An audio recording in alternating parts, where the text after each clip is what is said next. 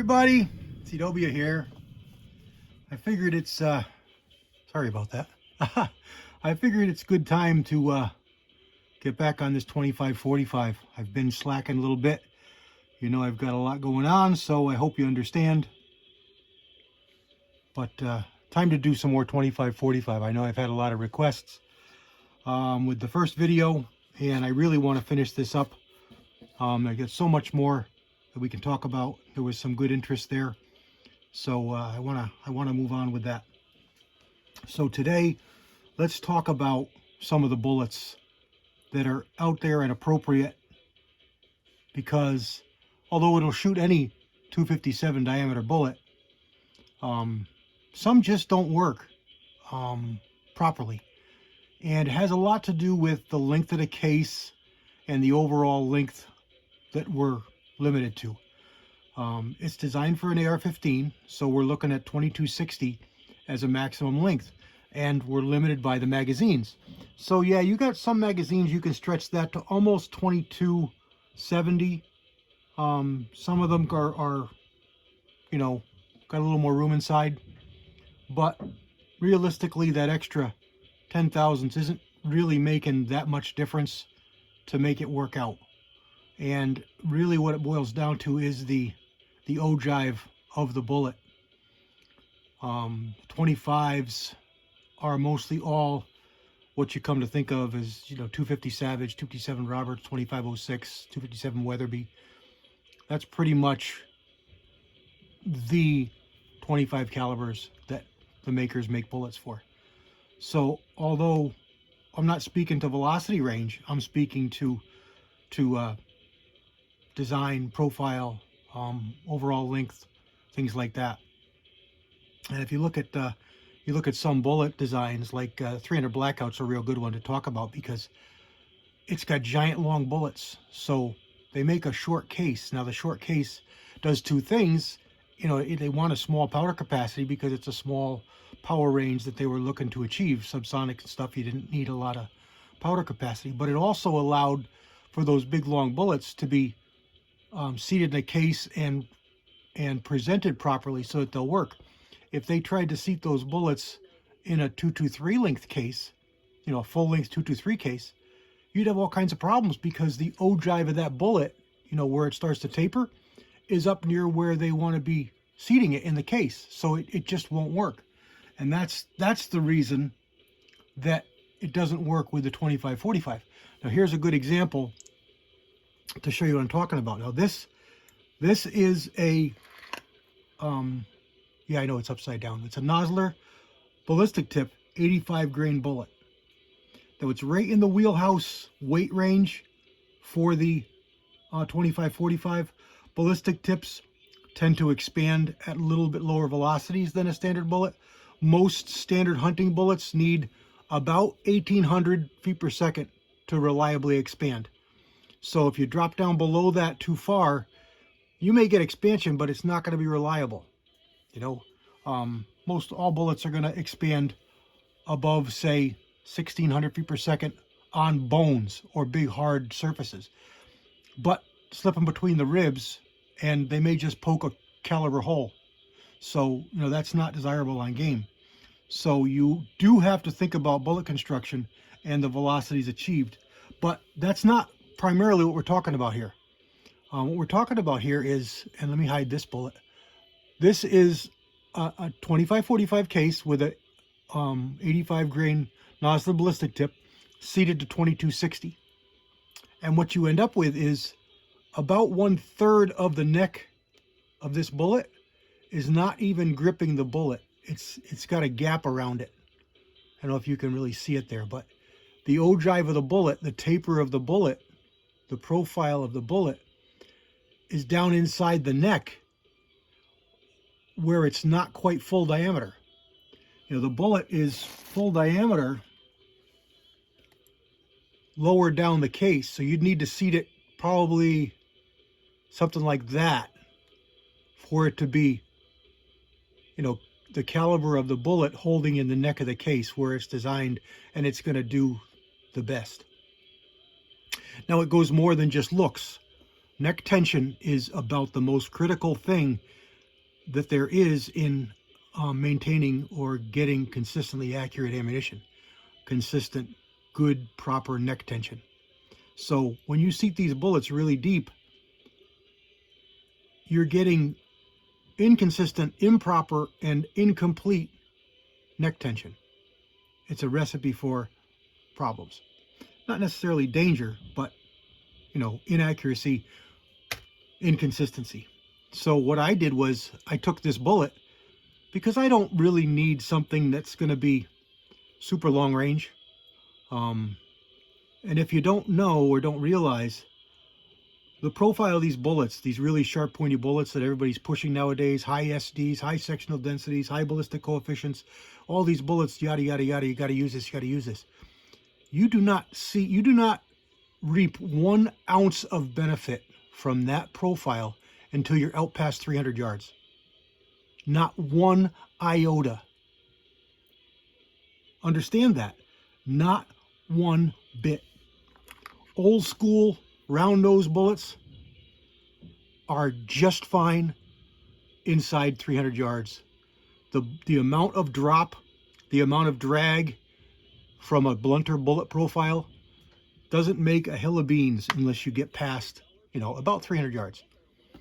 Maybe a little less, but it's more than 200, less than 300. So cutting this tip off isn't hurting a thing for the ranges that I'm using this bullet in. But you see what it does? It allows me to seat that bullet inside the neck so that I get good and proper neck tension.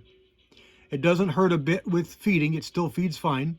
And it doesn't hurt a bit with bullet performance. Actually, arguably, you could say that it might actually increase performance a little bit, bullet upset a little bit, because this is going to be more streamlined. It's going to want to slip through like a sharp pointy knife, where this, more like a blunt butter knife, it's not going to want to go in. It's not going to want to enter. So it's going to offer more resistance that's going to cause bullet upset. The same theory of using a round nose style bullet. It's going to cause more resistance entering things, trying to enter the side of a deer, let's say. So it's going to cause more resistance to the bullet, and it's going to cause it to open up faster, expand faster. So it's not hurting anything that I cut that off for the yardages I'm using the bullet at. And it allows me to use the bullet. So, I cut off a bunch, and I tried them, I shot them. And they shot okay. They weren't great. They weren't awful. But they didn't really do what I wanted them to do. And then we tried them in wet newspaper. And frankly, they still opened up really, really quick. And they were a little bit fragile. Even at the, well, I could kick them along probably almost 2,900 feet per second. So I certainly wasn't, slow. But they, they say right on them they're a varmint bullet. And usually that's velocity driven. A bullet, a cartridge that can't push them as fast as, say, a 2506, kicking these along at, 3,200, 3,400 feet per second. They're a varmint bullet, but drop them back to 26, and maybe they act more like a deer bullet. But I found that they tended to come apart. They spit their cores, which is not uncommon for ballistic tip varmint bullets. That's pretty much what they do. So they weren't really a great deer bullet anyway. So I wasn't overly upset that I, couldn't use them, or they weren't the best for use. I went with a Sierra 90 grain Game King. Now this is not a match bullet, even though it's a hollow point. This is a game bullet. This is designed for use on game, not a varmint bullet, designed for big game. But being a hollow point, they are a little more fragile. And I shoot these at about 2860, 2875 in the 2545. And I tried a whole bunch of different powders, and we'll talk a little about powders, but I think H335 was the load I decided on with these. And I know velocity was about 2875, 2860, because I just looked at all my notes before I started the video. Bullet shoots really good. I've taken 2 or 3 deer with it, and I always got through and through penetration. Even on a shoulder shot of one, I got through and through penetration. So the bullet will hold together, and it does work pretty well. But ultimately, I ended up switching to this bullet when it became available. And I was mistaken on my dates with this cartridge. It's been around a little longer than I said in the first video.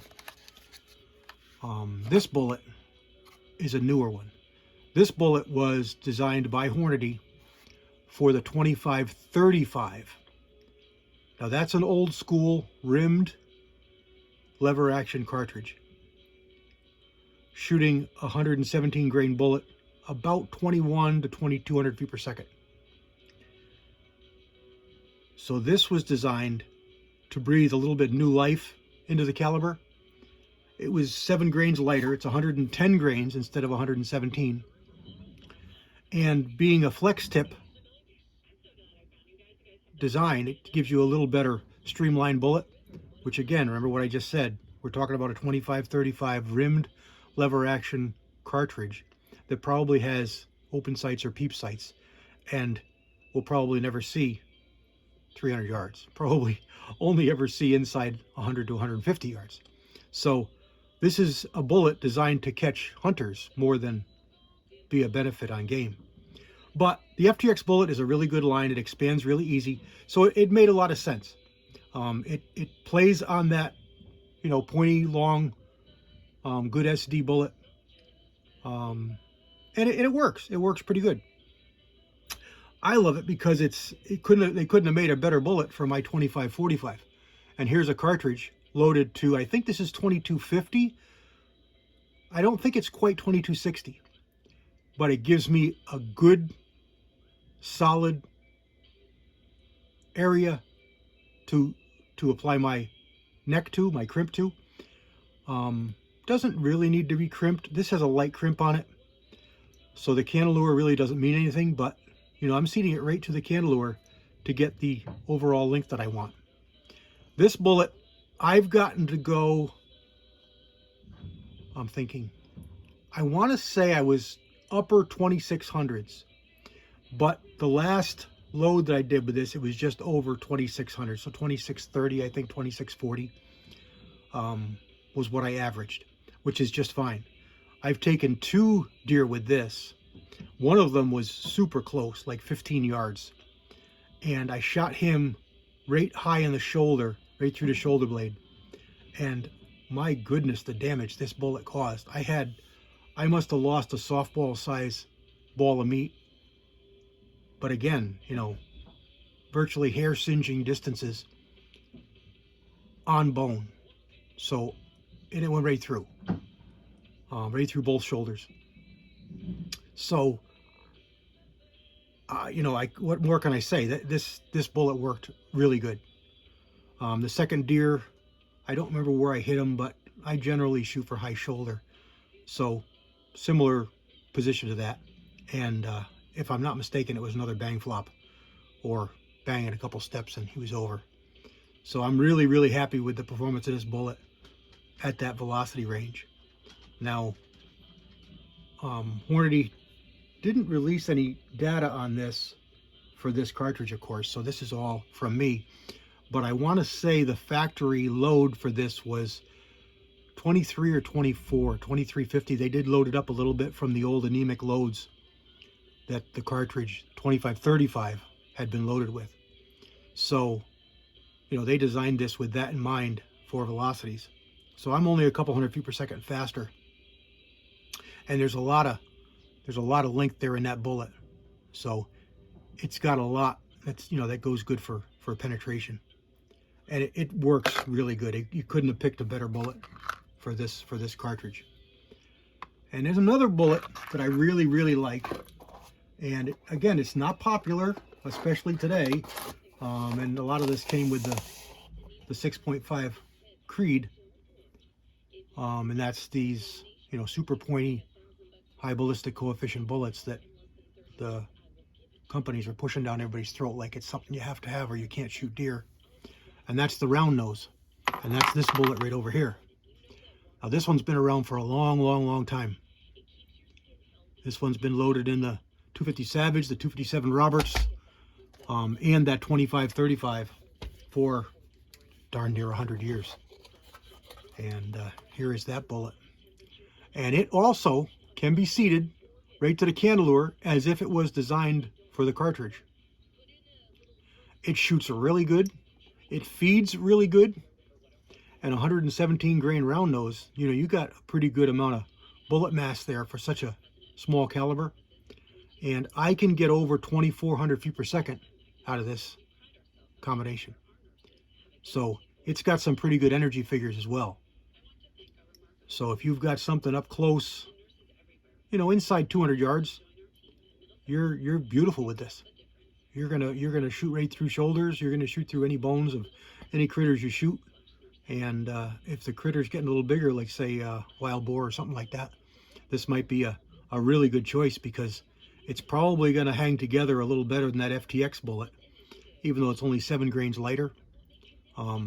It's designed for a wide velocity range, and you know it's going to expand even at distance, where the velocity drops down to say, you know, 1,800, 1,750 out a couple hundred yards. And you know it's going to expand because it's been used in that 2535 that started out at about 2,100 at the muzzle. So, you know, it's a really good choice on game inside a couple hundred yards.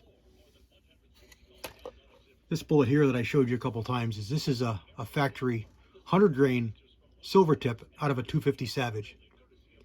And you used to be able to buy silver tips. Midway carried them, and a bunch of other companies carried them, as well as, you know, Winchester made them. And you used to be able to buy them for the hand loader. But those days are pretty much gone. It's been 20 or 30 years since I've even seen them. So they're pretty much gone. But they do pop up sometimes in gun shows and that, from guys who've been around and bought them back in the day. So keep your eye out for silver tips. And then we can walk and talk a little bit here about the lighter bullets. This is the lightest bullet that I would consider on game, and it's the one that the factory loads for the 2545, and that's the 87 grain Spear Hot Core. It's a really good bullet. It shoots pretty good. I can't say it's bad.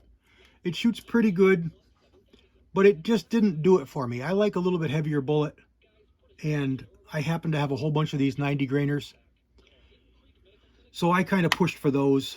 My buddy got a 2545 at the same time, and he wanted to stick with what the factory uses, so we loaded him with the 87 grainers. And I think he shot a couple of deer with them, and it worked okay, but he wasn't thrilled with it, and he moved on to other calibers. So 87 grain is a good one. Now, the factory loads this to an advertised 3,000 feet per second, and in the first video I showed you a couple boxes of factory ammo that we bought. But to achieve that number, and we never did see it, even in my 24-inch barrel, we were having some good damage to our brass. We had some good sized ejector marks, and we had some good swipes on it, and we had really flat primers. Now, flat primers alone are not a good indicator of really anything except you know, a flat primer. But when combined with other things, you can safely say that you're in the high pressure range. So I just didn't choose to use them. But I did want to try some lighter stuff. So you can get 70, 75, 80, 85 grain bullets as varmint bullets.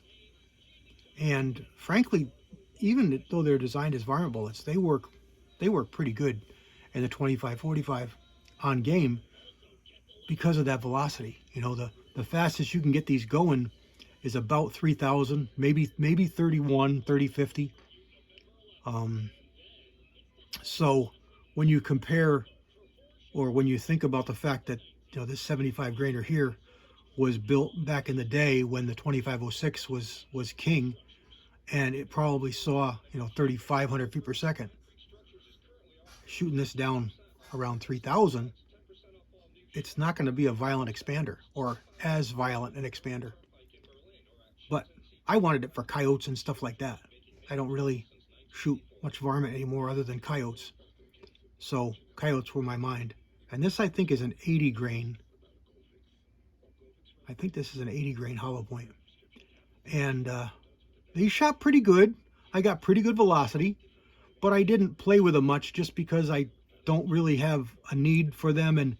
And frankly, in this state, although it's perfectly legal on private land, they're, you're in the eyes of some conservation officers, you're guilty until proven innocent. And walking around with a caliber bigger than 2.2 when it's not deer season, they just cast an eye on you like you're a poacher. You're shooting deer. What do you need such a big caliber for to shoot coyotes? Why aren't you shooting them with a 22 or a 223 or something small?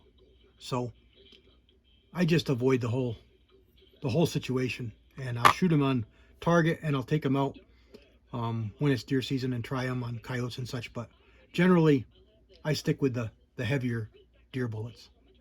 Now here's the brass that we made up last time, and I got it all primed and it's all ready to be loaded, so we'll do that another time. One last bullet that I'd like to talk about is one that I don't really use much of.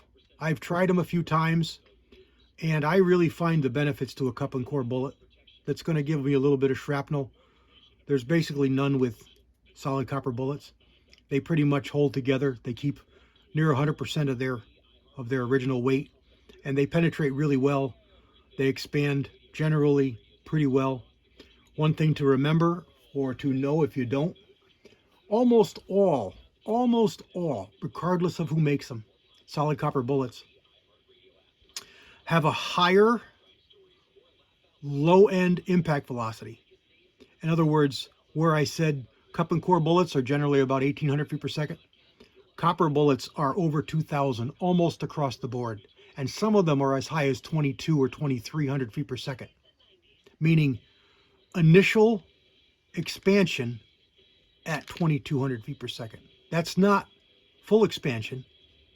That's not even really adequate expansion. That's just a little flower burst on the end of expansion. It's just initial expansion. So you need to really kick these in the ass. You need to really give them some velocity to make them work. So I don't like that. Plus the fact that the 25-45 in 25 caliber circles is already on the lower end velocity wise. But my buddy had to try them. He wanted to try all the best of the best, so he picked these up. And this is the second box that he picked up. It's not even opened. And the problem I had with them was I couldn't believe how inconsistent the shape of the bullet was. I was seating them off the ogive of the bullet, so not off the tip, off the ogive, because the tips varied even more.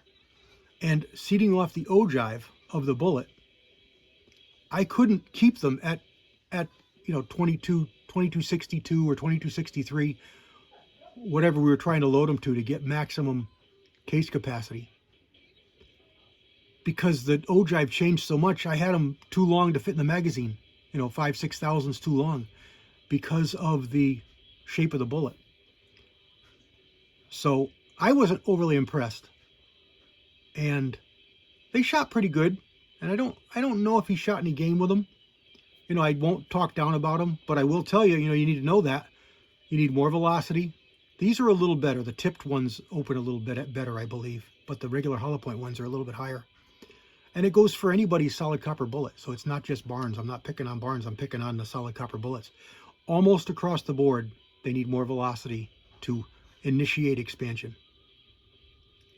So something to think about.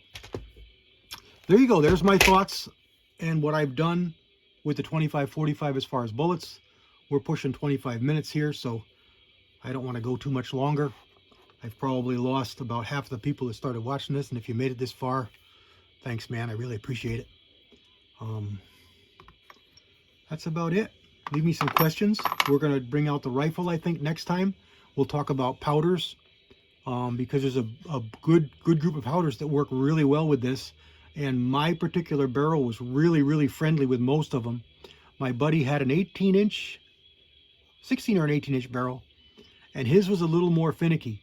But we were lucky in that the same loads that worked for his worked in mine to good accuracy. So we were able to share data and bullets.